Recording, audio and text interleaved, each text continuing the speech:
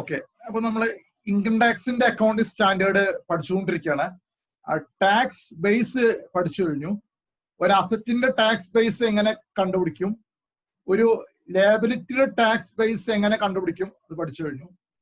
ഇനി ആ അക്കൗണ്ടിംഗ് സ്റ്റാൻഡേർഡിന്റെ ബാക്കി പഠിക്കാനുള്ള next item temporary difference. Temporary difference എന്നൊരു ഐറ്റം പഠിച്ചാലാണ് ഡെഫേർഡ് ടാക്സ് അസറ്റോ ഡെഫേർഡ് ടാക്സ് ലയബിലിറ്റിയോ പഠിക്കാൻ പറ്റുള്ളൂ. അപ്പൊ ആദ്യം ടെമ്പററി ഡിഫറൻസ് പഠിക്കണം.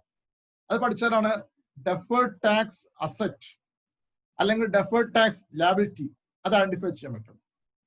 അപ്പോ അതിനൊരു പ്രൊസീജിയർ ഉണ്ട്. ഒന്നുകിൽ ടാക്സബിൾ ടെമ്പററി ഡിഫറൻസ് ആയിരിക്കും, അല്ലെങ്കിൽ ഡിഡക്റ്റബിൾ ടെമ്പററി ഡിഫറൻസ് ആയിരിക്കും. അത് സാഹചര്യം അനുസരിച്ചിട്ട് ചിലപ്പോ ടാക്സബിൾ ടെമ്പററി ഡിഫറൻസോ ചിലപ്പോ ഡിഡക്റ്റബിൾ ടെമ്പററി ഡിഫറൻസ് ആയിരിക്കും. അപ്പൊ അതിന്റെ പ്രൊസീജിയർ എങ്ങനെയാണ്? ക്യാരിയിങ് എമൗണ്ട് ടാക്സ് ബേസിനേക്ക് അധികമാണ് വെച്ചാൽ ടാക്സബിൾ ടെമ്പററി ഡിഫറൻസ് ആയിരിക്കും അസറ്റിന്റെ കേസിൽ കേട്ടോ. ക്യാരിയിങ് എമൗണ്ട് ടാക്സ് ബേസിനേക്ക് അധികമാണ് വെച്ചാൽ ടാക്സബിൾ ടെമ്പററി ഡിഫറൻസ് ആയിരിക്കും അസറ്റിന്റെ കേസിൽ. അപ്പൊ ഡെഫേർഡ് ടാക്സ് ലയബിലിറ്റി ആണ് വരിക. അത് മനസ്സിൽ വെക്കുക.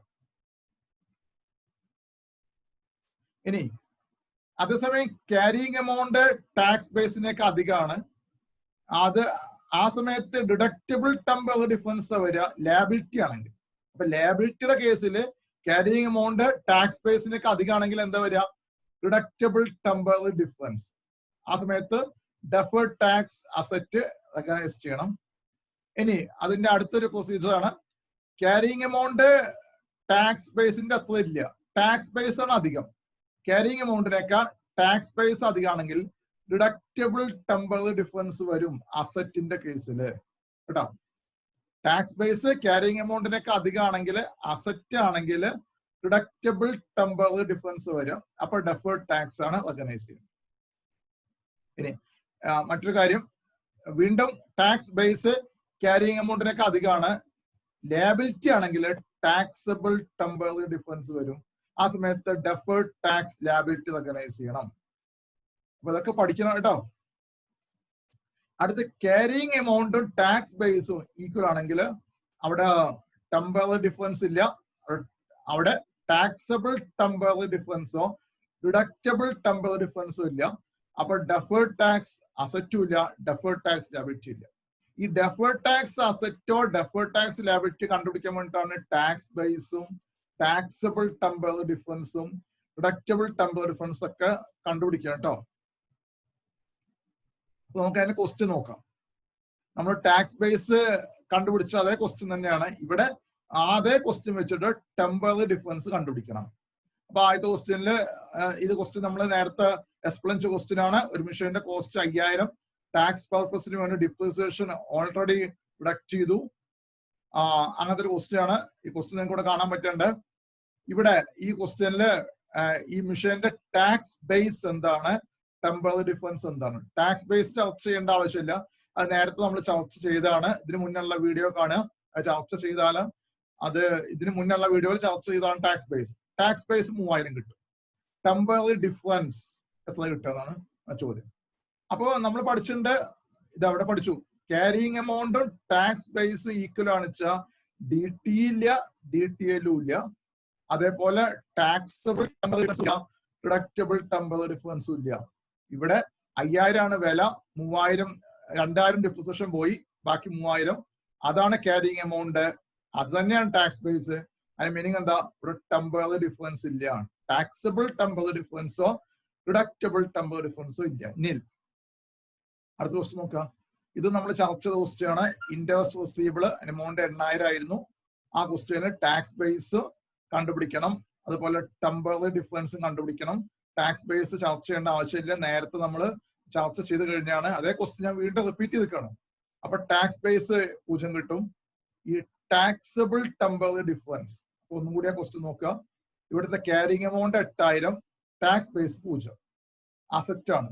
ഇൻഡസ് റിസീവബിൾ അല്ലേ? ഇൻഡസ് റിസീവബിൾ ആണ്, ക്യാരിയിങ് എമൗണ്ട് ടാക്സ് ബേസിനൊക്കെ അധികം. അപ്പൊ അസറ്റിന്റെ കേസിൽ നിയമം എന്താ? അസറ്റിന്റെ കേസാണ്, ക്യാരിയിങ് എമൗണ്ട് ടാക്സ് ബേസിനൊക്കെ അധികമാണ്. ആ സമയത്ത് എന്ത് ടെമ്പററി ഡിഫറൻസ് വരിക? ടാക്സബിൾ ടെമ്പററി ഡിഫറൻസ് വരിക കേട്ടോ. അപ്പൊ ഈ ക്വസ്റ്റ്യൻ എന്താ വരിക? ടാക്സബിൾ ടെമ്പററി ഡിഫറൻസ് എത്ര നോക്കൂ? ടാക്സബിൾ ടെമ്പററി ഡിഫറൻസ് ഈ ക്വസ്റ്റ്യൻ നോക്കുക കേട്ടോ. 8000 ആണ്, ആ വ്യത്യാസമാണ് കേട്ടോ, ആ വ്യത്യാസമാണ്. ഈ 8000 ആണ് ടാക്സബിൾ ടെമ്പററി ഡിഫറൻസ് വരിക. ക്യാരിങ് എമൗണ്ടും ടാക്സ് ബേസ് തമ്മിലുള്ള വ്യത്യാസം. ക്യാരിങ് എമൗണ്ട് 8000 ആണ്, ടാക്സ് ബേസ് 0 ആണ്. അപ്പൊ 8000 0 തമ്മിലുള്ള വ്യത്യാസം 8000, അതാണ് ടാക്സബിൾ ടെമ്പററി ഡിഫറൻസ്. ഞാൻ അതിന്റെ നിയമത്തിലേക്ക് ഒന്നും കൂടി ആ PPT കാണിക്കാം. അസറ്റ് ആണ്. അസറ്റിന്റെ കേസിൽ ക്യാരിങ് എമൗണ്ട് ടാക്സ് ബേസിനൊക്കെ അധികമായ അവിടെ എന്താ വരിക? Taxable temporary difference. അപ്പൊ ഈ കേസിൽ എന്ത് വരും? ടാക്സബിൾ ടെമ്പററി ഡിഫറൻസ് വരും. ആ ടാക്സബിൾ ടെമ്പററി ഡിഫറൻസ് ഇതായിരുന്നു ക്വസ്റ്റ്യൻ. ടാക്സബിൾ ടെമ്പററി ഡിഫറൻസ് വ്യത്യാസമാണ് 8000. ക്യാരിങ് എമൗണ്ട് 8000, ടാക്സ് ബേസ് 0, രണ്ടും തമ്മിലുള്ള വ്യത്യാസം 8000. ഓക്കെ, അപ്പൊ ആ ക്വസ്റ്റ്യന്റെ ഉത്തരം കഴിഞ്ഞു. അടുത്ത ക്വസ്റ്റ്യൻ, അവിടെ ലോൺ റിസീവബിൾ അതൊരു അസറ്റ് ആണ്. Carrying amount 4000. ഈ ക്വസ്റ്റ്യൻ നമ്മൾ ചർച്ച ചെയ്ത് കഴിഞ്ഞാണ് ടാക്സ് ബേസ് കണ്ടുപിടിക്കാൻ വേണ്ടിട്ട്. അതിന്റെ ടെമ്പററി ഡിഫറൻസ്, ടാക്സ് ബേസ് അവിടെ 4000 ആയിരുന്നു. അപ്പൊ ക്യാരിങ് എമൗണ്ടോ 4000, ടാക്സ് ബേസോ 4000, രണ്ട് ഈക്വലോ. അപ്പൊ ടാക്സബിൾ ടെമ്പററി ഡിഫറൻസും ഇല്ല, ഡിഡക്റ്റബിൾ ടെമ്പററി ഡിഫറൻസും ഇല്ല, നില്ലാണ്. കണ്ടോ? അടുത്ത ക്വസ്റ്റ്യൻ നോക്കൂ. ഇത് നമ്മള് ടാക്സ് ബേസ് കാണാൻ വേണ്ടി ചർച്ച ചെയ്ത് കഴിഞ്ഞാൽ ഡിവിഡന്റ് റിസീവബിൾ 3000. അപ്പൊ അതിന്റെ ടെമ്പററി ഡിഫറൻസ് എന്താണ്? നമുക്ക് ടാക്സ് ബേസ് കിട്ടിയത് 3000 ആണ്. അപ്പൊ അതിന്റെ മീനിങ് എന്താ? ടാക്സബിൾ ടെമ്പററി ഡിഫറൻസ് ഇല്ല, ഡിഡക്റ്റബിൾ ടെമ്പററി ഡിഫറൻസും ഇല്ല, രണ്ടും ഇല്ല, നില്ല് കിട്ടും കേട്ടോ. രണ്ടും ഇപ്പൊ ടാക്സ് ബേസും ക്യാരി എമൗണ്ടും ഒരുപോലെയാണ് വെച്ചാൽ അവ തമ്മിലുള്ള വ്യത്യാസം 0 കിട്ടുക. അതുകൊണ്ടാണ് ടാക്സബിൾ ടെമ്പററി ഡിഫറൻസും ഇല്ല, ഡിഡക്റ്റബിൾ ടെമ്പററി ഡിഫറൻസും ഇല്ല. അടുത്ത ക്വസ്റ്റ്യൻ, ഇവിടെ കറന്റ് ലാബിലിറ്റി ആണ്. അസറ്റ് ഇതുവരെയൊക്കെ അസറ്റ് ആയിരുന്നു, ഇപ്പൊ ലാബിലിറ്റി ആണ്. ആ കറന്റ് ലാബിലിറ്റിയുടെ ക്യാരി എമൗണ്ട് 10000 ആണ് കേട്ടോ.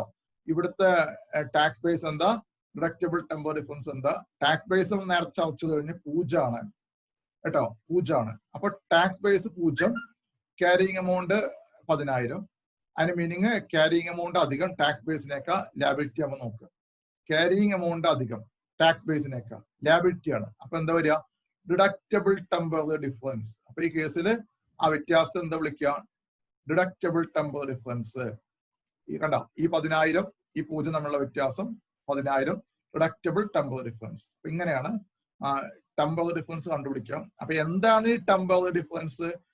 അതുപോലെ തന്നെ പെർമനന്റ് ഡിഫറൻസ് ഉണ്ട്, അതുപോലെ തന്നെ DTA, DTL, ഇതിന്റെ ബാക്കിയുള്ള കാര്യങ്ങളെല്ലാം തന്നെ അടുത്ത വീഡിയോയിൽ ഞാൻ എക്സ്പ്ലെയിൻ ചെയ്യാം.